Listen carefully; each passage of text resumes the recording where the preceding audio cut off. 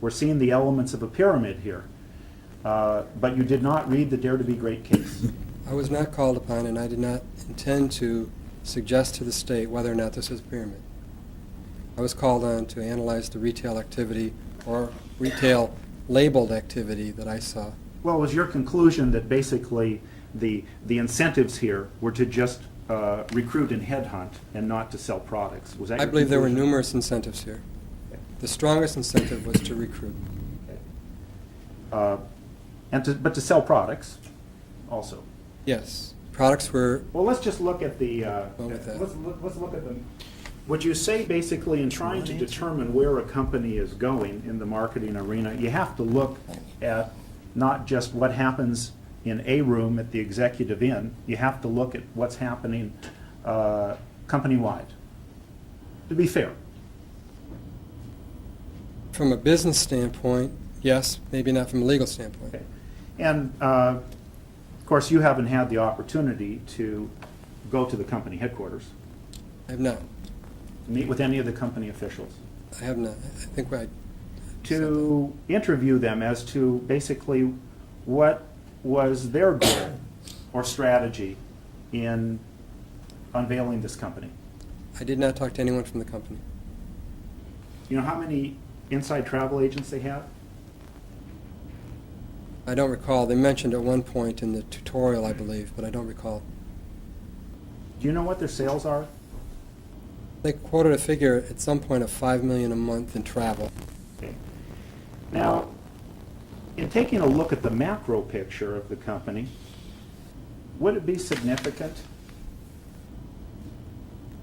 Let's just put apart the VIP package and the and the tutorial product, which we've already talked about. Would it not be significant if that company had achieved a substantial sales volume in the travel bookings arena in the United States? Would that be significant to you?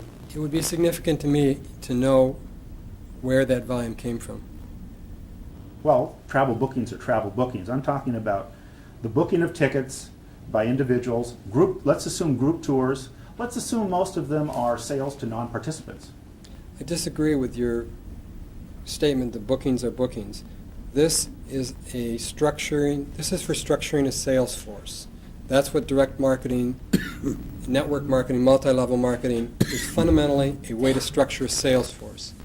If this sales force generated travel, or if travel was generated by people other than in this sales force, or to what degree other than from this sales force, those would be the questions I'd be interested in. Well, earlier in your testimony, you basically indicated that you made an analysis and felt that there was not enough emphasis on creating a company that has travel bookings as opposed to the sale of their VIP getaways package or their tutorial. That was your testimony, was it not? Based on the activities associated with these meetings and the recruitment of people into the system, yes. Now, do you know how long this company has been around? 92, 93, something like that, I believe. 95. 95. Year and a half, less than a year and a half. Less than a year and a half, that company is doing $5 million a month in travel bookings. Your Honor, I'm going to object to the use of this $5 million figure. It has no relevance to the amount of travel bookings that have taken place in the Commonwealth of Kentucky.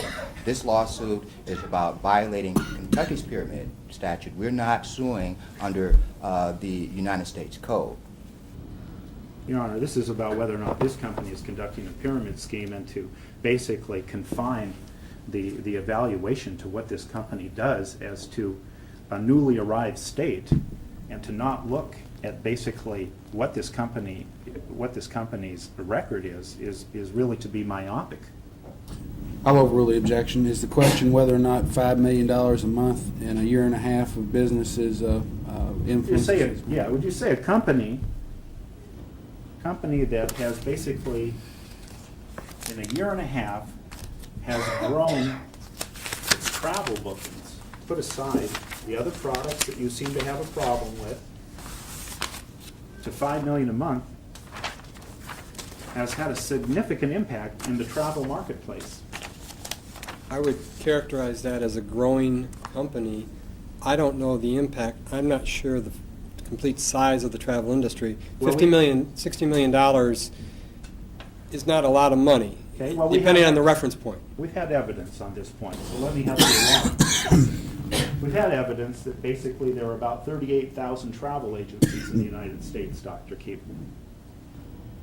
We've had evidence that based on its sales volume, TravelMax has catapulted into the top 10% of travel agencies in the United States.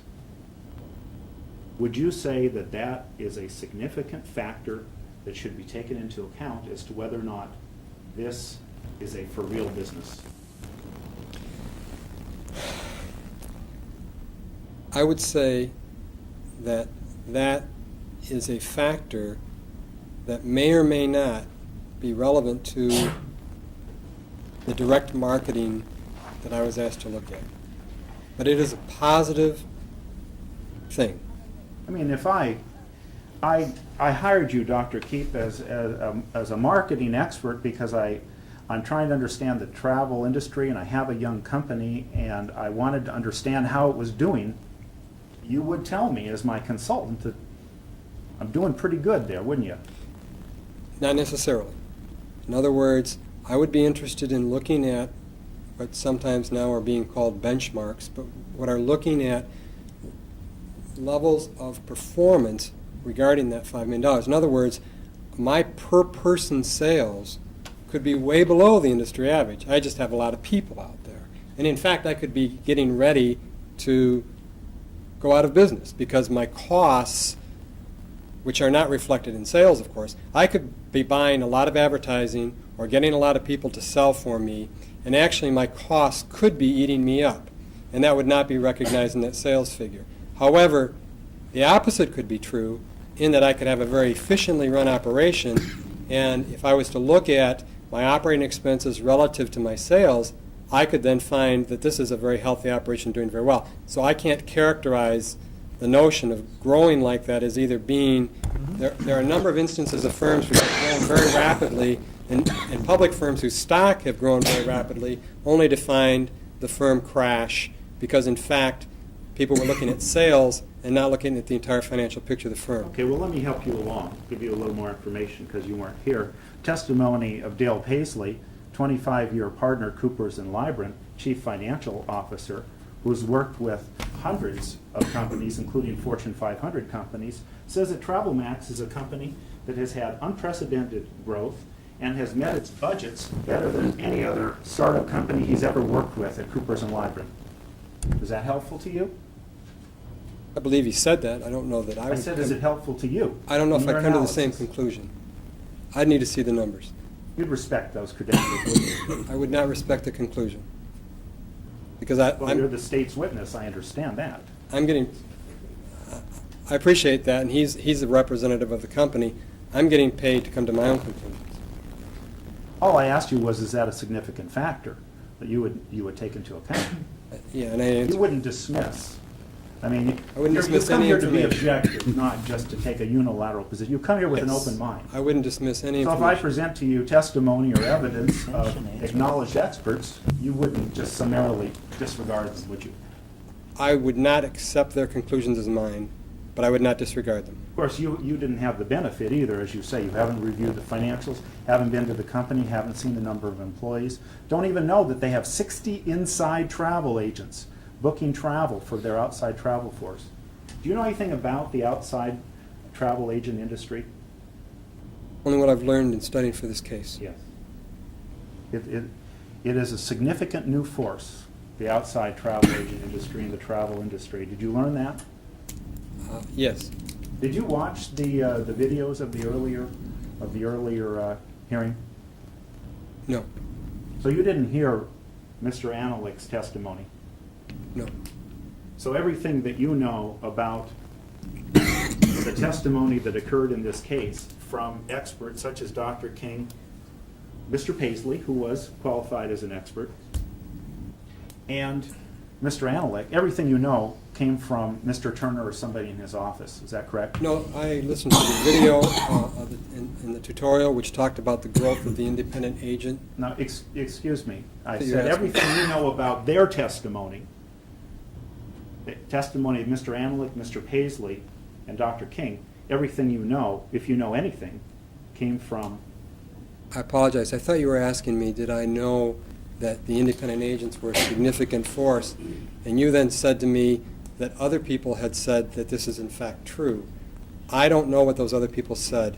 I do know that I saw in a TravelMax video that in fact independent agents are becoming an important part of the industry. And I accept that.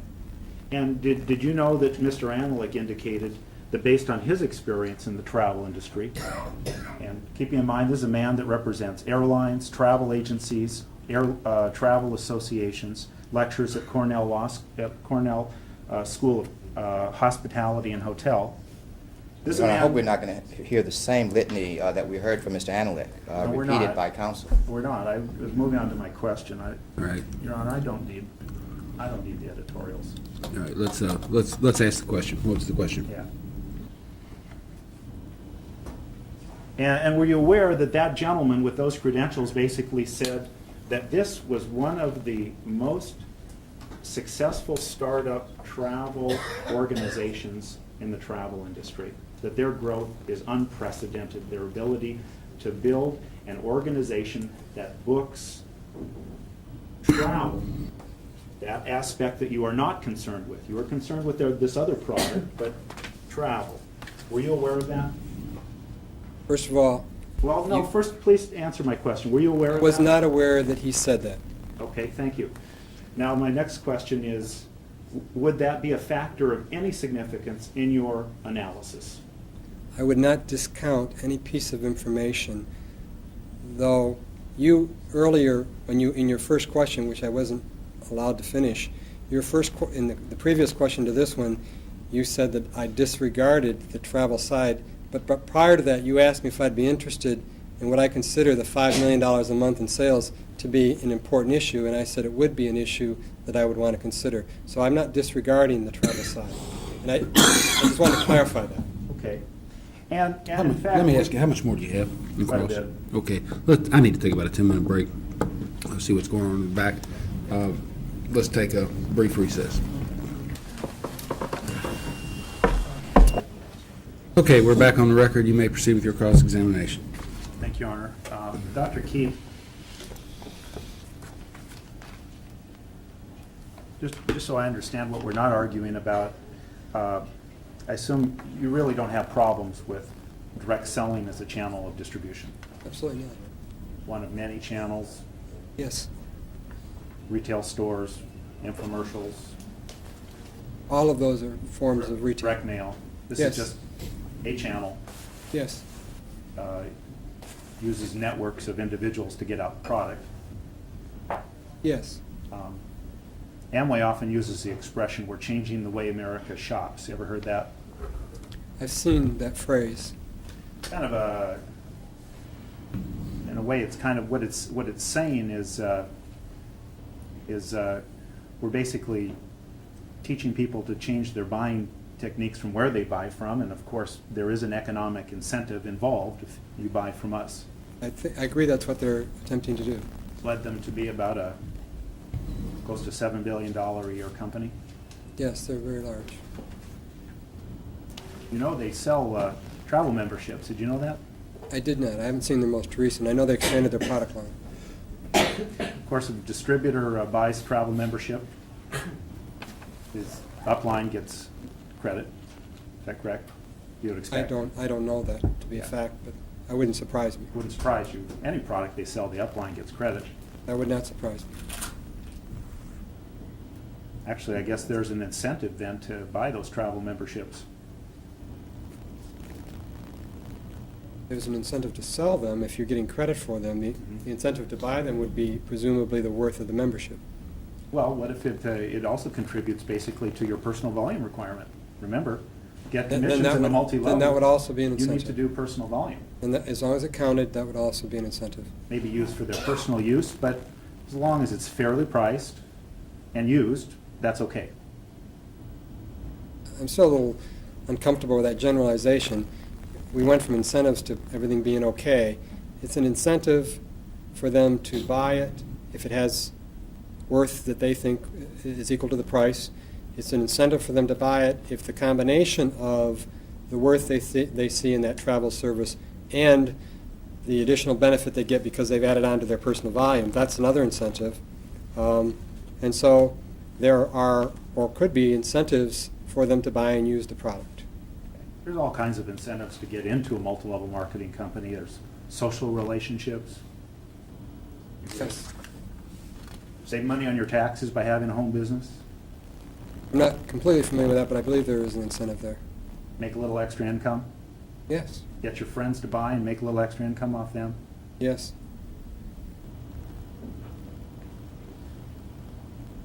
Have a little more control over your own destiny.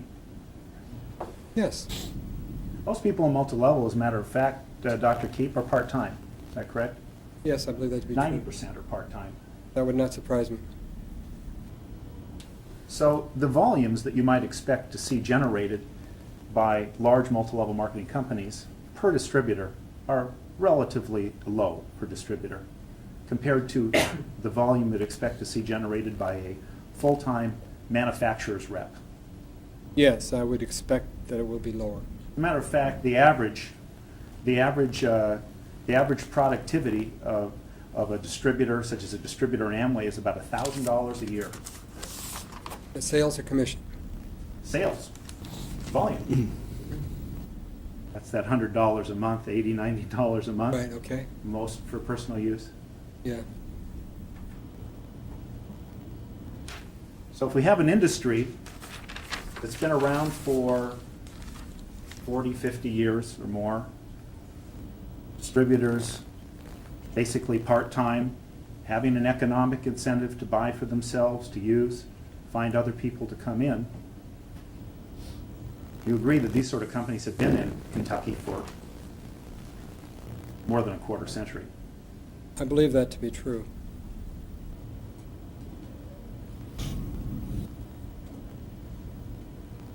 Having a volume per distributor of about $1,000 a year, but we would call that retailing, wouldn't we?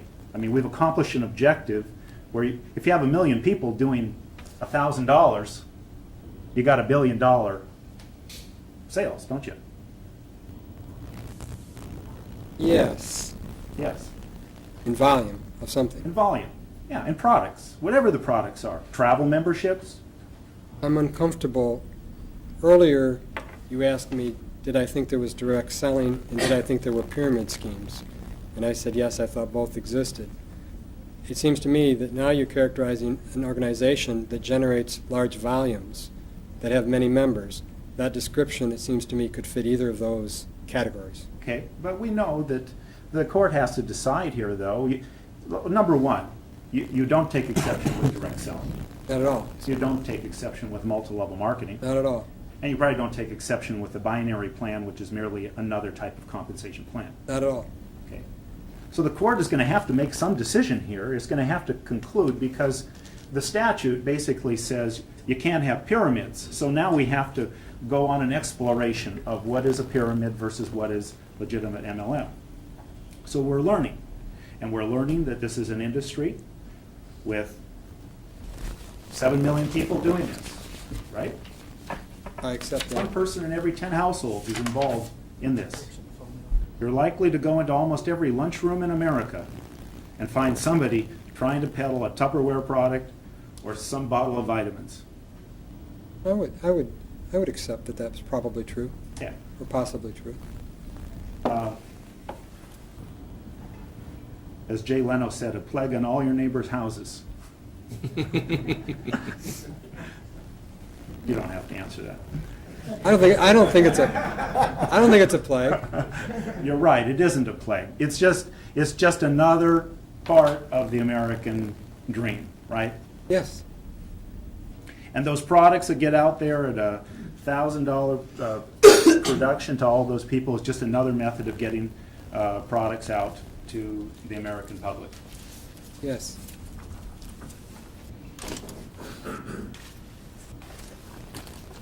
And earlier you indicated, well, I understand they're doing 5 million and they've gone into the top 10% of travel agencies in the country in a year and a half, and those are all interesting factors.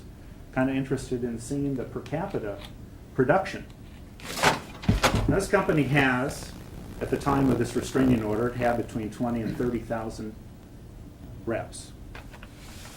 Take my word for it. I'd seen a figure of 12,000 something. Okay, well, let's lower it. That may even make the average better. I don't have any Let's say they have evidence. 20,000 for the sake of example. Okay, for the sake of example. And they're doing, and this company is doing, forget the volume in the travel VIP package product or the tutorial. They're doing 5 million a month just in travel sales. What you and I normally think of as travel, buy a ticket, group tours.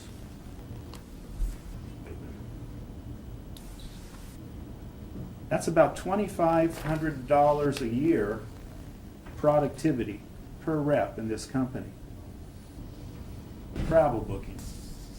Do you agree? I didn't crank the numbers, but I'll That's accept right. that. I'll accept that. Right. I- 2.5 times the average of retailing of other major direct selling companies we've already acknowledged are just fine. Isn't that correct? I don't know that to be a fact. Well, you've already testified that you accept that. You said that at Amway, they sell about $1,000 a year on average. You're now saying that, and you said, Product volume through those companies about 1,000 a year, and we'll have testimony from experts to that effect. now then you said industry. If you are asking me to agree with the statement that, I'm not asking you to agree with anything at this point. I'm sorry, I'm just misunderstood. saying that at 5 million a month and 20,000 distributors, we're at about 2.5 times the industry average of products, retailing products, travel products, that you don't seem to have a problem with. I'm not clear what the question is here. Well, which part am I agreeing to?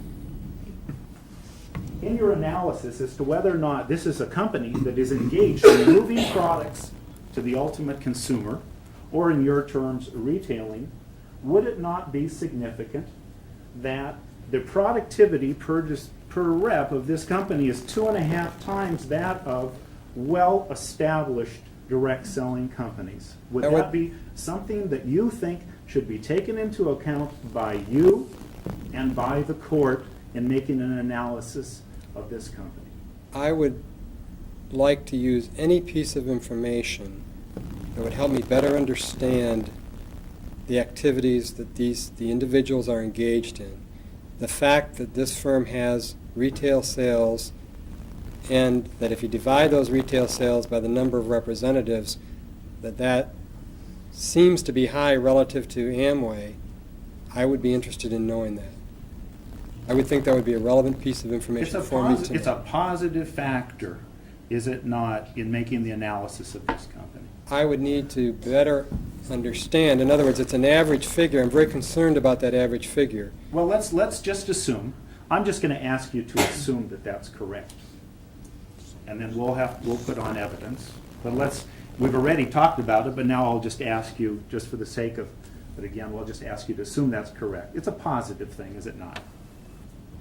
It is a positive piece of information. Someone with an open mind doing an analysis of this type of company, which I know you are, would want